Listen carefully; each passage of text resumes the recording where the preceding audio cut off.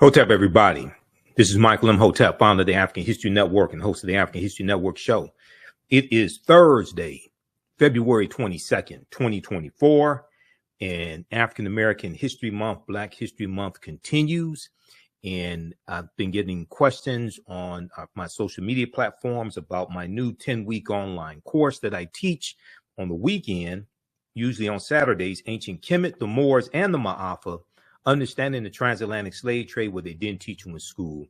So I'm going to do a preview of that class, go over some of the slides in the class, deal with some of the content, and show you the extensive class outline, class lesson plan that I've put together. Okay, so the lesson plan is already done for all 10 classes, and we did an introduction back on February 3rd. And the class started February 10th. So our next class will be Sunday, special day, Sunday, February 25th, 2024. All right. Now, when we deal with the transatlantic slave trade, we have to understand that we can't start studying our history in slavery. We have to deal with thousands of years of history that leads up to the transatlantic slave trade taking place. And we have the class lesson plan on our website, AfricanHistoryNetwork.com, so you can review the entire 10-week lesson plan. We have to deal with thousands of years of history that leads up to the transatlantic slave trade taking place. And we have to deal with the 800-year occupation of Europe by the Africans known as the Moors, who take the teachings from ancient Kemet, ancient Egypt, into Europe. And these teachings bring Europe out of the Dark Ages. Okay, so this class, I started teaching it in 2017. I've been studying history over 30 years. This class evolved out of a 4.5-hour lecture that I did back in January 2014. And in this 10-week online course, there are over 200 slides that I show you in the class that I put together. We look at 80 to 100 articles. There are 15 books that we reference. You don't have to buy any of these books to follow along in class. The video clips that I show you as well, interviews that I've done with many of our scholars, like Professor James Small, Professor Kabahaya Watakamane, Runoko Rashidi, etc. Dr. David Imhotep also. Okay, so this is a fantastic class. You can register for this class at our website, AfricanHistoryNetwork.com, AfricanHistoryNetwork.com. Class is on sale right now, $80. We do the sessions live. All the sessions are archived and recorded. You can go back and watch it anytime. And in class session number 2, we looked at some history dealing with African American History Month. We know February is Black History Month, African American History Month, created by Dr. Carter G. Woodson in February 1976. February 1926. It started February 7th, 1926. We know Dr. Carter G. Woodson was the co-founder of the Association for the Study of Negro Life and History, which is now the Association for the Study of African American Life and History, ASALH. We know he was a prolific writer. He wrote numerous books. His most popular book, The Miseducation of the Negro, in 1933. And I also talked about this year's annual theme for African American History Month, which is African Americans and the arts. African Americans and the arts. Okay, so we talked about that as well. And there's been an annual theme for African American History Month since 1928. Since 1928. So we went over this type of information in class number 2 also. All right. So some of the things that we deal with in the class, and I'm going to refer back and forth from the class outline that I put together to the some of the slides in the course also. Okay. So be patient with me as we transition. With the origins of Black History Month and Dr. Carter G. Woodson, we talked about Dink Nesh, which means you are amazing in Amharic, and this was Australopithecus afarensis, These remains at the time that they were found in Ethiopia in 1974 were the oldest remains of any human. This was a pre-human, what's looked at as a pre-human. Australopithecus afarensis. Her remains date back 3.2 million years. There's a global timeline of history that we use in the class also that comes from blackpast.org. So they have a good timeline of history. We talked about the Berlin Conference of 1884 and 1885. Where these European nations come together to divide Africa, to continue to rape Africa of the mineral wealth, and so they can stop fighting and killing each other over the mineral wealth of Africa. So we deal with some of that history. I talked about a little bit of the history of Juneteenth. June 19th, 1865, Major General Gordon Granger goes into Galveston, Texas. And there was a good article from the New York Times that dealt with how most Americans don't understand the history of Juneteenth. Now, this article came out in, it was about June of 2021 when this article came out. But one of the things that people don't seem to understand, and this is why one of the reasons why it's so hard for us to get any type of reparative justice, any type of reparations, okay, any substantial type of reparations, is because Americans are very ignorant of history, okay? Americans are very ignorant of history, regardless of race or ethnicity. So there was this good article from the New York Times. Most Americans know little or nothing about Juneteenth, poll finds, and it found that 60% of Americans knew little or nothing about Juneteenth. And I would argue that most of what they think they know is false, because Juneteenth was not the last day of slavery, okay?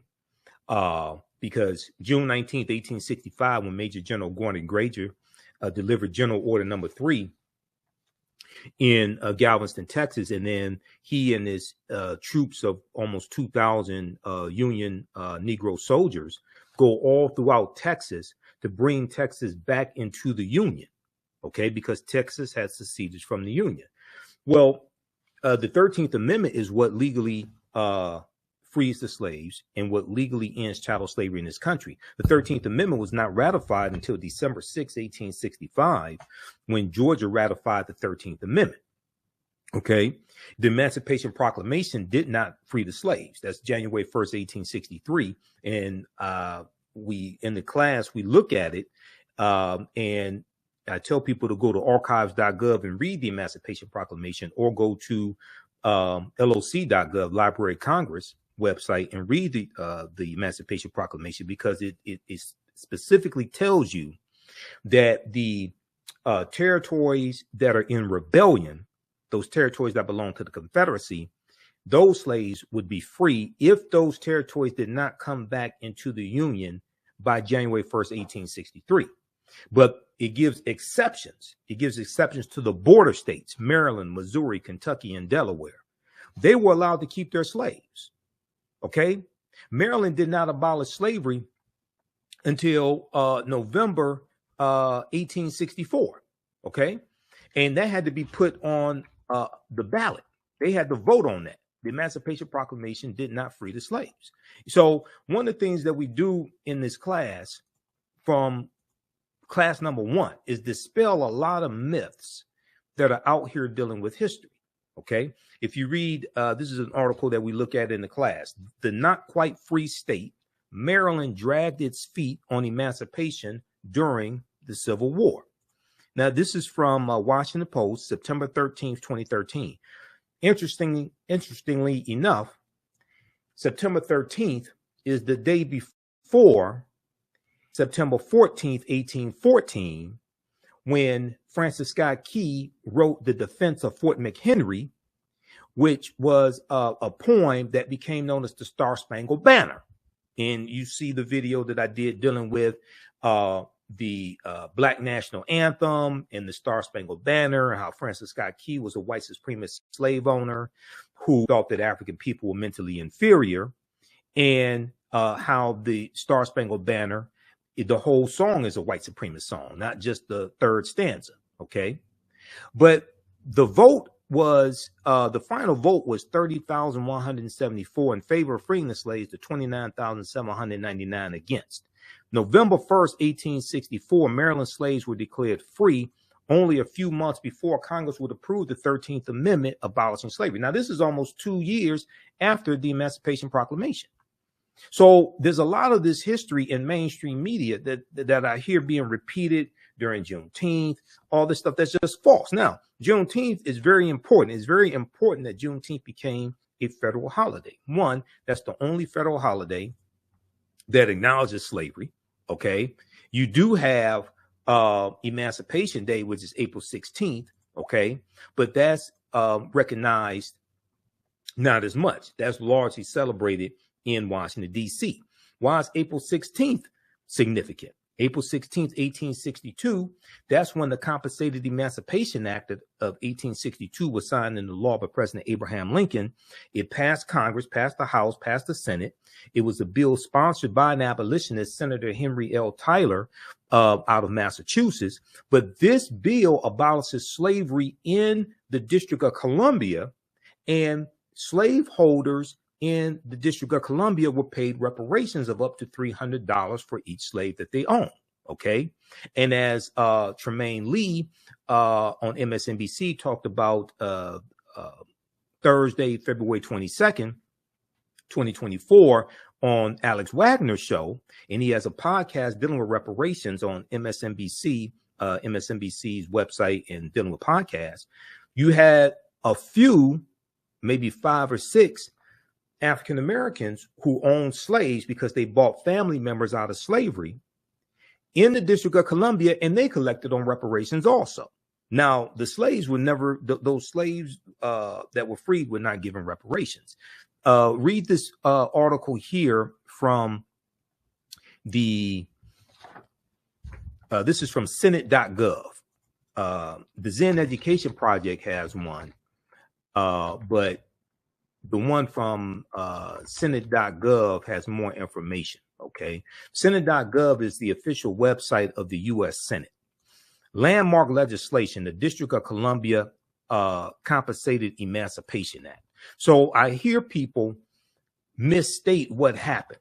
And I hear people say, I've been on panel discussions, and, you know, I've been on, you see me on Roland Martin Unfiltered on Fridays.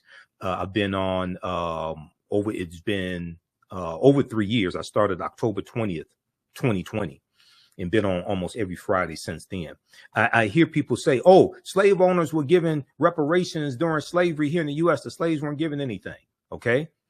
This only applied to the District of Columbia. This is why we have to do more research. And this is why a lot of this stuff floating out here dealing with reparations, don't take this the wrong way. A lot of this stuff, Senator Henry L. Wilson, I should say, Senator Henry Wilson, a lot of this stuff is not going to go anywhere. Because if you're seeking a legal remedy to a historical problem, then that would imply that you understand both law and history. And unfortunately, a lot of people pushing this stuff dealing with reparations don't understand either one. And I can listen to them and tell that. A lot of this stuff is not going to go anywhere. They don't know how to make legal arguments.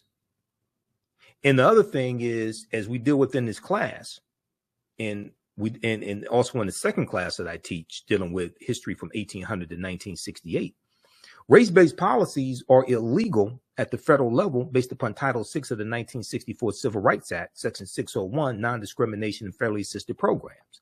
Nobody wants to have that conversation. Okay. But if we look at this very quickly here, landmark legislation, the District of Columbia Compensated Emancipation Act.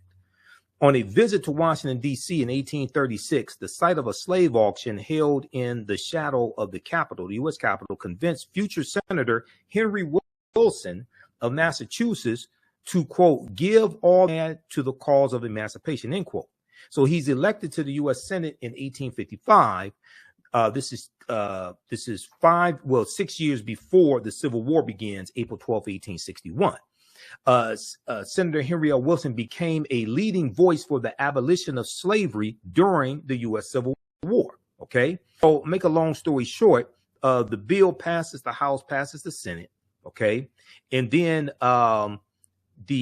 President Abraham Lincoln signs it into law April 16th, 1862. The bill freed enslaved people in the District of Columbia and compensated slave owners up to $300 for each person, that they own that was being set free.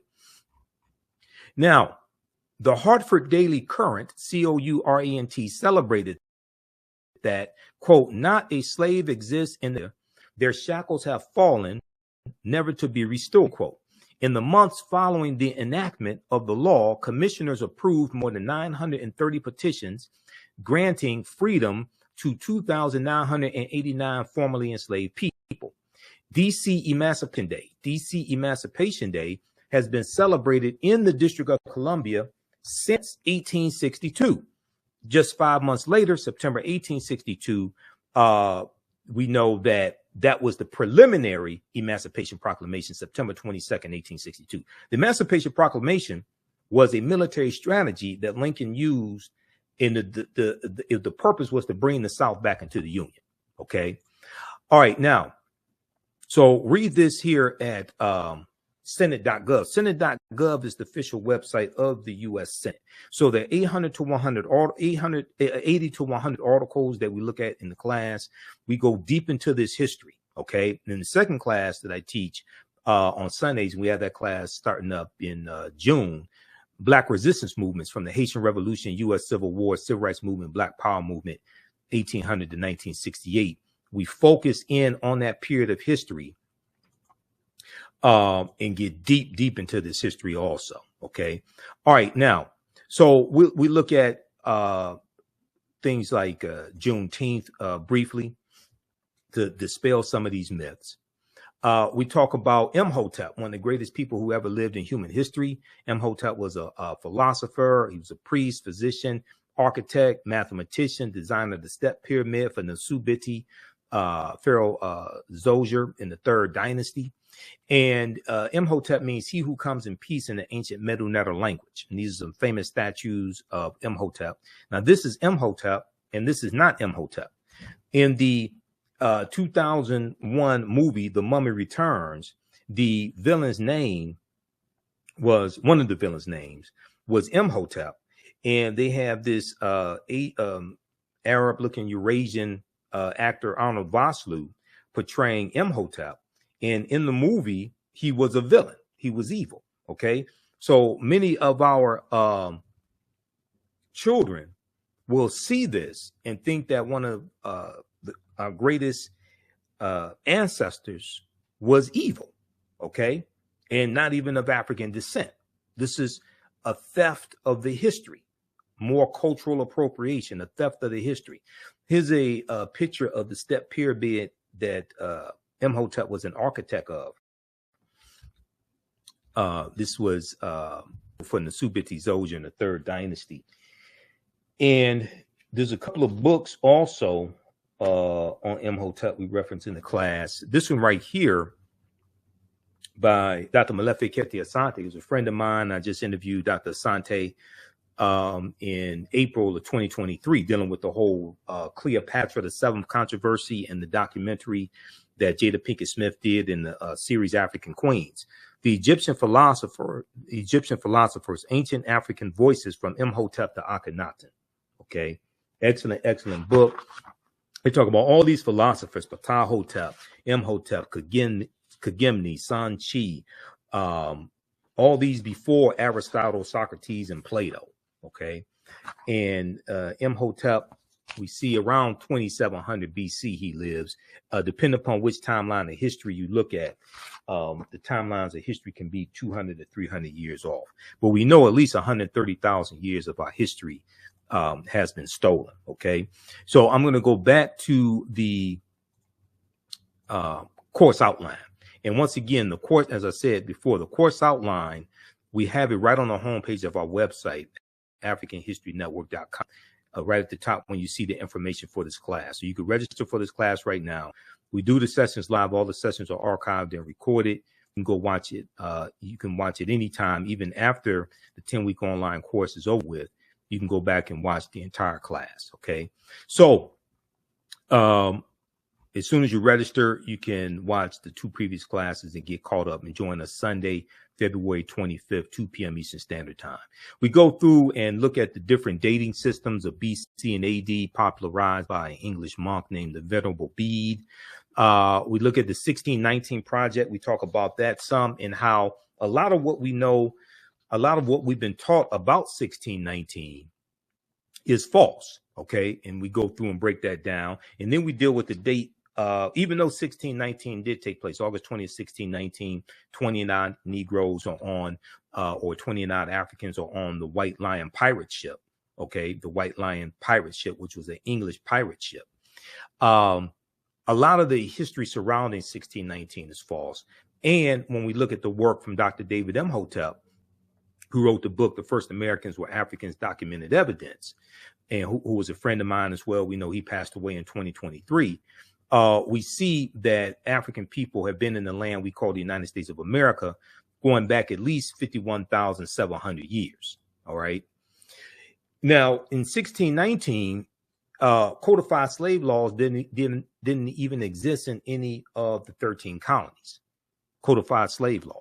The first colony to have codified slave laws is going to be Massachusetts in 1641. Comes to Virginia around 1660. It hits the different colonies at different times. The mistake that is made when we retell this history is we think this whole system of slavery existed in all the 13 colonies as soon as those Africans got off the ship. That's not the case at all. And if you read chapter 2 of Before the Mayflower by Lerone Bennett Jr., this is the 6th edition, he lays out a lot of that history. And we see the way we think this history evolved is not actually how it happened. Okay. And that's why you have to study Bacon's Rebellion in 1675, 1676. But this is a historical marker here at in Point Comfort in Virginia. And there's a good article called Much of What We've Been Told About Virginia's 1619 First Africans is Wrong. 1526 doesn't get talked about enough. And you had the Spanish who were trying to set up a permanent settlement here in the Georgia, South Carolina area.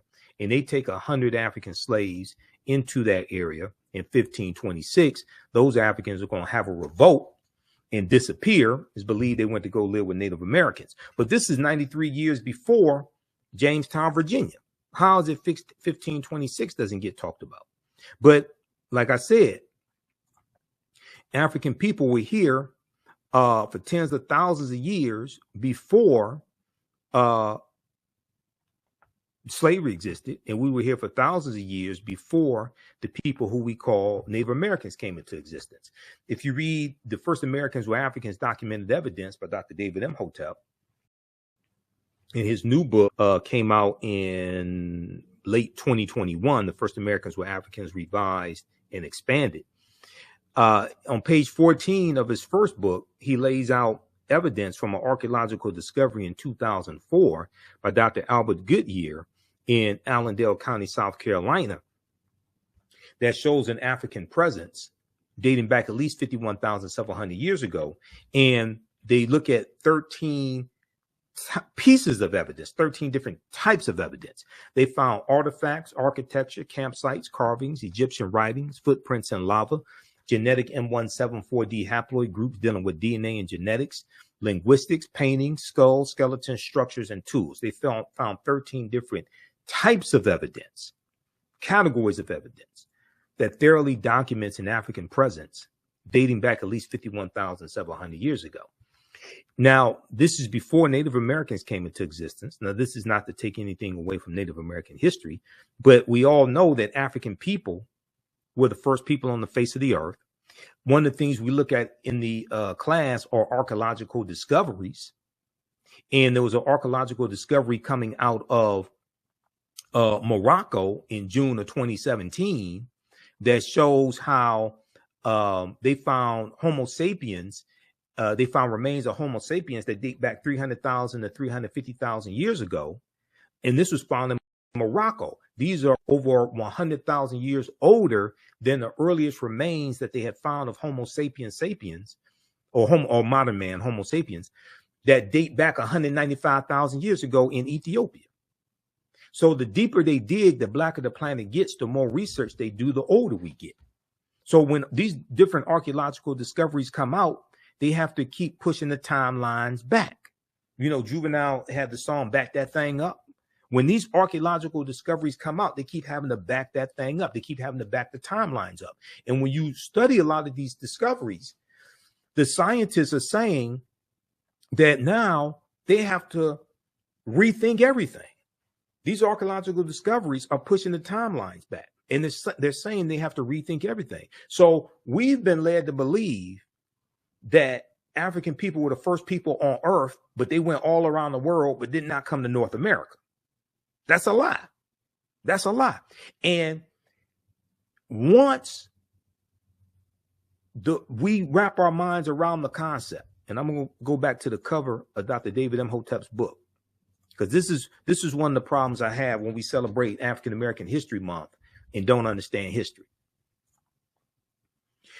If we approach history from the perspective that African people first came to this land that we call the United States of America, conquered and shackled in chains, conquered by Europeans, then you are already starting the conversation with a defeatist attitude and a false concept. No, this was our land stolen from us. This was our land stolen from us. Once we wrap our minds around the concept, because the research has already been done, and you have European archaeologists like Dr. Albert Goodyear who tell the truth. Once we wrap our minds around the concept that this was our land stolen from us, and we did not first come to this land conquered and shackled and chained, you would have a seismic shift overnight in the conscious level of African people in America. Now, this is not saying the transatlantic slave trade did not happen, because you got some people out here that don't study history, don't study chronology of history, and say, well, because Africans were already here, that means transatlantic slave trade did not happen. That's false. All that stuff happened. We were just here tens of thousands of years before we were told that we came here. Okay? And one of the things we do in the class, we look at where Christopher Columbus goes on his voyages, and Columbus never came to the land that we call the United States of America. That's another lie that's told. Columbus is crucial to understanding the expansion of the transatlantic slave trade, especially after Columbus dies in 1506, and then you have the Asiento de Negros, August 1518, signed into law by King Charles V, also known as King Charles I, which drastically of Spain, which drastically expands the transatlantic slave trade. That's also as a result of Christopher Columbus and Bartholomew de las Casas, Right Reverend Bishop Bartholomew de las Casas, traveling on the voyages, some of those voyages with Columbus, seeing the atrocities inflicted on Native Americans. And de las Casas goes to the Pope and says that they need to stop enslaving Native Americans and focus on saving the souls of Native Americans. And they needed to enslave primarily African people, secondarily white people. And this is what's going to happen. Now, he's going to quickly reverse course and regret that and fight for the abolition of slavery. But it's too late then. This thing is exploding. And the Spanish were the second ones involved in the transatlantic slave trade. Now, keep in mind, Columbus sails August 3rd, 1492, late in the same year that the African Moors lose control of their last stronghold, Granada, January 2nd, 1492. Okay, the Spanish Granada Wars. But when we look at the Khoisan have the oldest DNA on the planet. The Khoisan are the short-statured Africans that go all around the world. Okay, and they were here in the land we call the United States of America. Now, an October 2012 genetic study published in Science magazine found that the Khoisan in Southern Africa are the oldest ethnic group of modern humans, with their ancestral line originating about 100,000 years ago. The Khoisan, formerly called by the derogatory term Bushmen, are also called pygmies, another derogatory term, are genetically unique, and no other currently known population had separated so early from our common modern human ancestor, according to the report. Now, these are two Khoisan women right here, okay? And short-statured Africans, the ancestors to the Ainu and the Twa. Now, the Khoisan live mainly in southern Africa, territory spanning Botswana, Namibia, Angola, Zambia, Zimbabwe, and South Africa. They are largely divided into two groups, hunters and gatherers, or gatherers, known as the Sans people, and keepers of the livestock, known as the Khoi people. Now, Sara Baartman, Hottentot Venus, who was the Nicki Minaj, the Cardi B, the Megan Thee Stallion of her time, because she was paraded around Europe and shown off in freak shows as a freak of nature. She had huge buttocks, okay? She suffered from steatopygia, which is fatty deposits around the buttocks and thighs. She was a Khoisan woman. She had large breasts, and she is going to die, it's believed, of suicide around 26 years old, and it's also believed that she became a prostitute as well, okay? So you go study, and I actually did a video dealing with the history of Sara Baartman, who was Khoisan, who was Khoi. You see striking parallels between her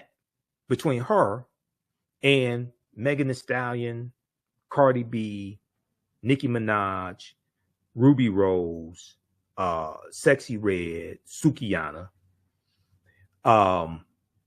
except she was sold into slavery, doing it unwillingly. Today, we've been convinced to dehumanize ourselves for money, and we do it willingly. Let that sink in. Now, the Khoisan languages include the distinctive click sounds, the click language, that are not found in the languages of their neighbors.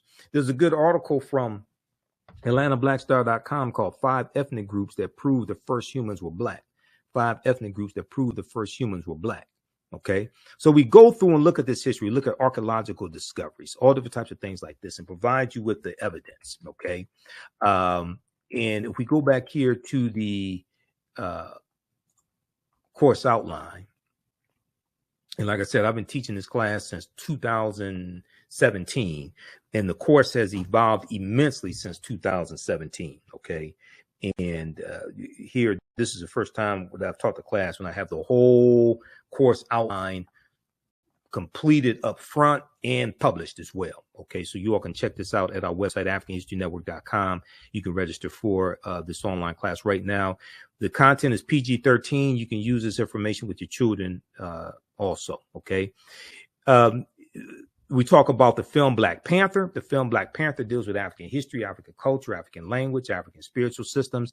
There are 11 different African cultures that we see represented in the film Black Panther, but also the language spoken in the film Black Panther is a Bantu language called isiXhosa. Okay, isiXhosa is a real African language. So we deal with that. And then we talk about the skit from the Richard Pryor show, 1977, where Richard Pryor is a Egyptologist, 1909. This 1909 in Egypt, and this deals with why the history and culture, or why all this was stolen. He comes across the book of Coming Forth by Day, or what they call the book of life in the skit. So we talk about Bantu languages as well, like Kwanzaa is a Bantu language, and there's also a piece that deals with Black Panther, Wakanda Forever is rich in mythology. And it talks about the real life African and indigenous inspirations behind what we see in the film Black Panther. Okay. One of the things I deal with early in the class is the term African American. And we go through early on and dispel a lot of this misinformation that's floating around out here. A lot of people, and I don't know where this lie started, but a lot of people are under the misinformation, under the misimpression or misinformation that the term African American was created by the Reverend Jesse Jackson. That's blatantly false.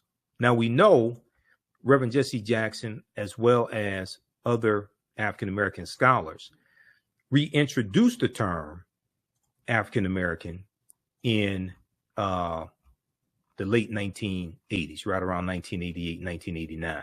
Okay. But as I posted on Facebook, and I posted it again today, this is an excerpt from the book Malcolm X Speaks. And we know we just commemorated the 59th anniversary of the assassination of Malcolm X, February 21st, 1965. In the Ballad of the Bullet, April 3rd, 1964, when Malcolm delivers the Ballad of the Bullet in Cleveland, Ohio, at Corey Methodist Church, he uses the term African American. And on page 36 of this book, in the Ballad of the Bullet, he uses the term African American. And what I'm going to do is, let's see here. Let's throw this up. Try to expand this as much as I can.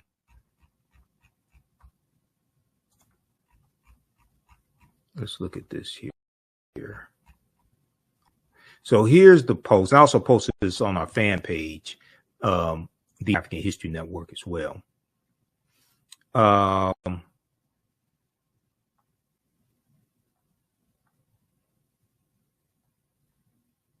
Right here. Let's go to this. Okay, I said, for some reason, people are shocked when I tell them that Malcolm X used the term African American in the speech, the Battle of the Bullet, April 3rd, 1964, in Cleveland, Ohio. For some reason, many people operate under a myth that Reverend Jesse Jackson created this term. He did not. Reverend Jackson reintroduced the term, but since most of our people don't understand history, they fall for the myth. The pages referenced are from the book Malcolm X Speaks. It looks at some key speeches he made in 1963 to 95. I think it's also important to note Willie Lynch never historically existed, and the Willie Lynch letter 1712 has proven to be a fraud, which is true. Willie Lynch never historically existed. That's one of the biggest frauds in history. Research professor Manu Ampim, who's a friend of mine, I'll be interviewing him sometime in late March 2024. Research professor Manu Ampim for more information on this topic. Please note the term African American is as old as, so read the article from NOLA.com, NOLA. The term African American is as old as America itself, Times reports. But when we look at this here, this is from pages 36 and 37 of the Ballad or the Malcolm X Speaks, the book Malcolm X Speaks, edited with prefatory notes by George Brightman.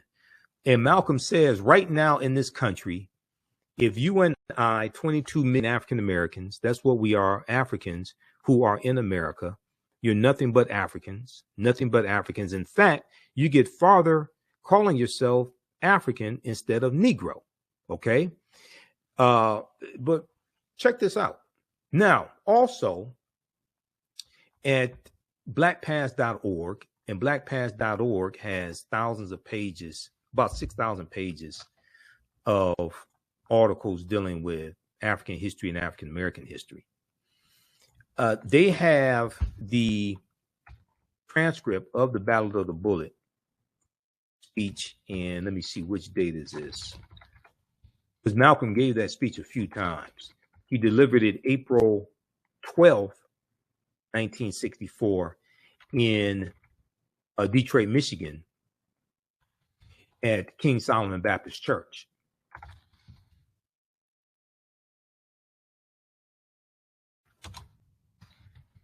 But let me pull this up from Black Past.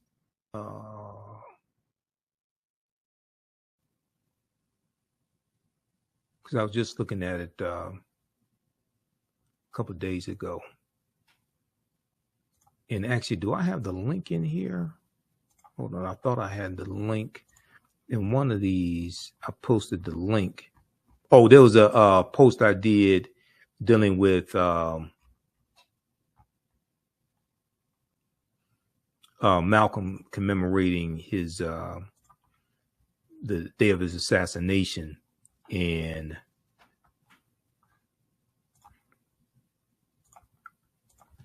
I have the link to the Ballad of the Bullet there. But let me pull this up right quick for you.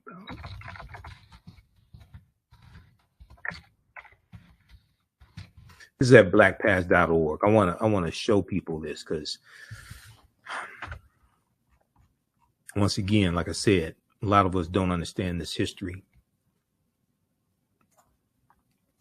Okay, so this is at blackpast.org, 1964, Malcolm X, The Ballad of the Bullet. This is the version from April 3rd, 1964 in Cleveland, Ohio. All right. And if we go here, right here, right now in this country, if you and I, 22 million African Americans, that's what we are, Africans who are in America. Okay. This is Malcolm. We were using the term African Americans in the 1960s. I don't know where this lie started, that Reverend Jesse Jackson created that term. Professor James Small, one of my teachers personally, he told me personally that he said we were calling ourselves African Americans in the 1960s. So let's, during African American History Month especially, can we please expose these myths and stop spreading these lies? Willie Lynch never historically existed. Jesse Jackson did not create the term African American. African people did not first come here August 20th, 1619. Yes, August 20th, 1619 did happen, but we were here for thousands of years before that. Okay. All right. How you all like this type of information? Give us a thumbs up, give us a heart, give us a like on this broadcast. Now, if you like this type of information, you can support the African History Network a few ways. Be sure to register for the online history classes that I teach on Saturdays. Ancient Kemet, the Moors, and the Maafa, understand the transatlantic slave trade, what they didn't teach you in school. Visit our website, AfricanHistoryNetwork.com, AfricanHistoryNetwork.com. We do thousands of years of history and what leads up to the transatlantic slave trade taking place. This is a 10-week class. We're doing more than 10 weeks this time around. Next classes are Saturday, May 4th, Saturday, May 11th, Saturday, May 18th, and Saturday, May 25th, 2024, 2 p.m. Eastern Standard Time. Click right here to register here for the class. The class is on sale $60, regularly $130. We do the sessions live. All the sessions are archived and recorded. You can go back and watch it any time. So a year from now, 2 years from now, you can still watch the entire course. We have the lesson plan here for the entire course also already laid out, so you can look at the content that we cover. We deal with 80 to 100 articles, and I put together this class. I've been teaching this class on and off since 2017. Okay, I've been studying history 34 years now. Do lectures across the country. Been hosting the African History Network show 14 years. But we look at there's over 200 slides that I put together, 80 to 100 articles that we'll go through and look at. The 15 books that we reference. You don't have to buy any of these books to follow along in class. I'll show you excerpts of the books on the screen usually. And we look at video clips of interviews I've done with historians like Professor James Small, Professor Kabahai Wafa-Kamene, Anthony Browder, who wrote Nile Valley Contributions to Civilization, which is one of the books we use in the class, Runoko Rashidi, who wrote Black Star, The African Presence in Early Europe, which is another book that we use in the class. Okay, so you can register for this. Its content is PG-13. You can use this information with your children as well. Visit our website, AfricanHistoryNetwork.com. AfricanHistoryNetwork.com. Okay, and we'll post the link here. The link's in the thread of this broadcast. And you can support us through PayPal and Cash App, $ the AHN show through Cash App, $ the AHN show through Cash App, and through PayPal, paypal.me/the AHN show. So we have the information right here on the website as well. This is our official Cash App account, $ the AHN show, SHOW. When you go to it, it'll say Michael and show my picture there. These are fake African History Network Cash App accounts here. that have been stealing money from us. There are a few other ones out there I've identified. I'm still trying to get them shut down. You can click right here on our link and it shows our QR code, okay, for Cash App. This helps us stay on the air, keep doing the research, pay some of the bills, etc.